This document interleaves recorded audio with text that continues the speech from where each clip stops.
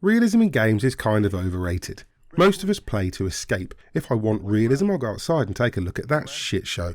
But there are some franchises that pride themselves on being realistic where possible, on eschewing certain heavily used video game tropes in the service of creating an experience that feels as authentic as can be. Tom Clancy's Ghost Recon used to be one such franchise. A tactical, squad-based, one-shot kill exercise in patience and planning. It was famous for its difficulty, for the fact that you couldn't just blast through it like any other shooter. It wasn't for everyone, but then it wasn't made for everyone. It was made for the people who wanted that level of realism. But then, they used to make games very differently once upon a time. Ghost Recon Breakpoint is the most made in 2019 a video game could possibly be. Without sounding melodramatic, Ubisoft have abandoned almost everything that made a franchise in any way unique. To say it has become a shell of its former self is kind of inaccurate because the shell is even gone. And if it had simply been called Tom Clancy's Breakpoint, no one would have even suspected there was a franchise subheader missing. I don't agree with reports that it's confused or doesn't know what it wants to be either, because Ubisoft knew exactly what they were doing with Breakpoint, to the extent that it feels partly like some kind of experiment. They've taken a grab bag of elements from every successful franchise they currently develop, stitched them together with microtransactions, and then unleashed their own Frankenstein's monster on the world. The biggest shame is that the Ghost Recon name will be effectively retired after this, or at least tarnished beyond repair, because if they had simply dropped that name from the title and been more upfront about what they were developing, it might not sting so much. Breakpoint is essentially a hybridisation of Far Cry and The Division, giving us vast open spaces and a huge map full of busy work, taking away our squad mates and adding in a gear score that is almost entirely superfluous. This is evidenced by the fact that headshots are always one-hit kills on an unprotected head, which means if you go for the noggin, which you should be anyway, enemies are downed in one hit regardless of your level, their level, or the gun you're using. And the multiplayer element removes gear bonuses, essentially dropping everyone to a baseline of 0. Which means the gear score exists for one reason alone, to justify the looter-shooter aspect, which itself exists to justify the in-game store. Now, as Nomad, the grizzled veteran of the Ghost Recon franchise, you've been shot down over the island of Auroa, where a burgeoning, technologically advanced utopian society has been taken over by Sentinel, the private paramilitary group originally hired to defend it. A rogue ghost named Commander Walker, played by the gruffly charismatic John Bernthal, has been picking off Nomad's scattered team, which is particularly painful as he trained most of them. The story is actually decent, as Nomad finds himself confined to Auroa by a swarm of drones holding the island hostage, and has no choice but to help the local homesteaders get out from under Sentinel's control.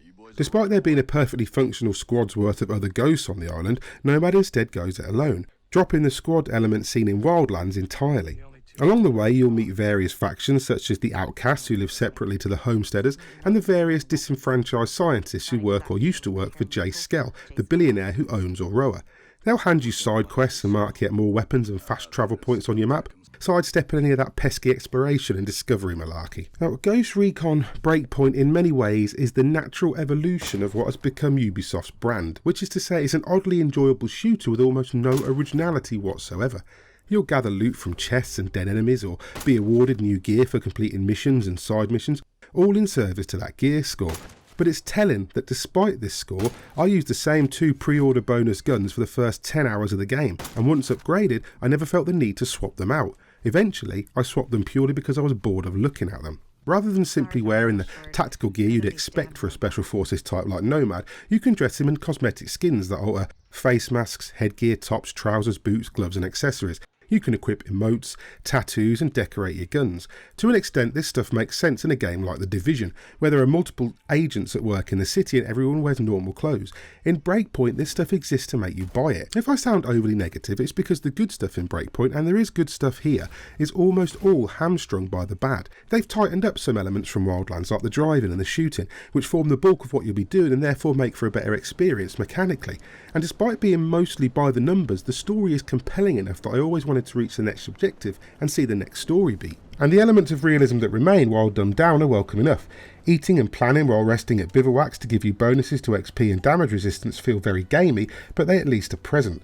I also like having to fill up my canteen in rivers to help stave off fatigue, although it makes little sense unless the rivers in Auroa are running with naturally occurring caffeine. Even the element of planning and execution no longer feels like Ghost Recon's own though, because sending out your drone to map enemy placements and items of interest is almost identical to the Eagle doing it in Assassin's Creed Odyssey. There are no radio towers to climb, but there are bivouacs to find and unlock that act as fast travel points, and intel scattered everywhere that will lead you to weapon attachments, collectibles, strongholds and chests. Bikes, jeeps, helicopters and boats are everywhere, which is a good thing, as you'll routinely need to travel upwards of 5 in-game kilometres to reach an objective. This exposes yet more issues, as you can scarcely travel half a kilometre without passing yet another group of enemies gathered around a vehicle, holding random homesteaders hostage or on patrol miles from anywhere. And the amount of small groups of civilians you find just standing around a bike doing absolutely nothing is weird. There's also the Azrael drone to contend with for most of the first half of the game, which periodically flies overhead and will disgorge nigh unkillable drones if it spots you. It all adds up to make the world feel artificially populated.